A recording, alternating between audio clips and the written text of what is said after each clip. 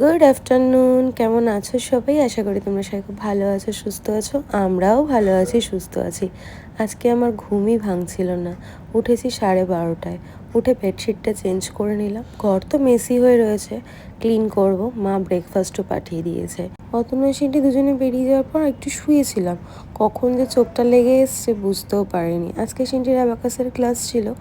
আর কি, ব্যাস ফাঁকা ঘর, ঘুমিয়ে পড়েছি। গোপুসোনাকে ঘুম থেকে তুলে কাজু দিয়ে দিয়েছে। অনেক দিন পর ওকে কাজু দিলাম। সিনটি আসার পর বললাম ব্রেকফাস্ট করে নে, করলো না। তারপর একসাথে মা মেয়েতে ব্রেকফাস্ট করলাম।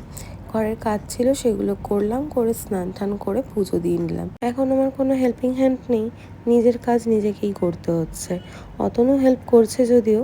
মা লাঞ্চ পাঠিয়ে দিয়েছে, উচ্ছে ভাজা, চিংড়ি মাছ ভাপা আর চিংড়ি মাছ দিয়ে একটা তরকারি করেছে। অতনু হাতছে দিয়েই যাচ্ছে, ওটাকে ইগনোর করো। আমার না মনটা ভালো ছিল না, তাই আমি আর ভিডিও করিনি। সিনটি ভিডিওটা করে দিয়েছে। দেখো ব্লু খাচ্ছে, সেটারও ভিডিও করেছে। আমি যখন পারি না কোনো কিছু, আমার ইচ্ছে করে না, তখন আমার মেয়েটাই আমাকে সাহায্য করে। ও নিজে নিজেই বলে, দাও মাম্মাম, আমি করে দিচ্ছি, তোমার করতে হবে না। এই জুতোটা আমি ফ্লিপকার্ট থেকে নিয়েছি, যেহেতু খুব তাড়াতাড়ি ঘুরতে যাব তাই কিনেছি। এর আগেও তোমাদের বলেছি ট্রেন্ডস থেকে আমি কয়েকটা জুতো কিনেছি, তোমাদের সঙ্গে কিছুই শেয়ার করা হয়নি। করব, পুজোর শপিংটা পুরো কমপ্লিট হয়ে যাক, একবারে করব। দেখো সন্ধ্যাবেলা টুসি দিয়ে এসছে, অফিস থেকে এসছে, চুল কেটেছে। দেখো চুলটা কেটে কত ছোট্ট করে ফেলেছে।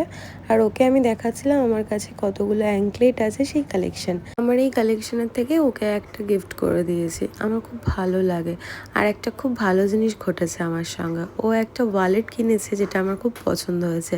ও আমাকে না জানিয়ে আমার জন্য অর্ডার দিয়ে দিয়েছে। ভীষণই ভালো লেগেছে এটা আমার। টাটা করে ও তো চলে গেল।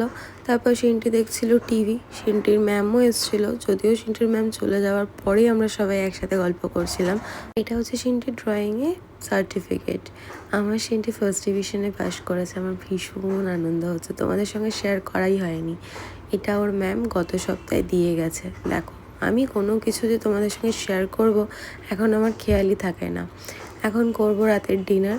রাতের ডিনারে ছিল বিরিয়ানি। যদিও আমি আশা করেছিলাম দাদা বৌদি থেকে বিরিয়ানি নিয়ে এসছে, কিন্তু না, দাদা বৌদি থেকে বিরিয়ানিও আনেনি, কারণ পায়নি। রাত বাজে 11:30। কাস্টমাররা কন্টিনিউ এখনও ফোন করেই যাচ্ছে। এই হচ্ছে আমাদের ডিনার। একটা বিরিয়ানি অর্ডার করা হয়েছিল, একটা বিরিয়ানি থেকেই আমাদের 3 জনের হয়ে যায়। আমাদের না কেউই খুব একটা খেতে পারি না, এটা হচ্ছে মেইন সমস্যা। যেহেতু রাতের খাওয়া, সেই জন্যই আরও অল্প আনা। দেখো সিনটিকে এখানে দেওয়ালের মধ্যে কেমনভাবে রয়েছে। যাই হোক, আমাদের ডিনার হয়ে গেছে। অত রান্নাঘরটা যেহেতু মেসি আছে, ওটা ক্লিন করছে। আমি গোপুসোনাকে ঘুম পাড়িয়ে দিলাম।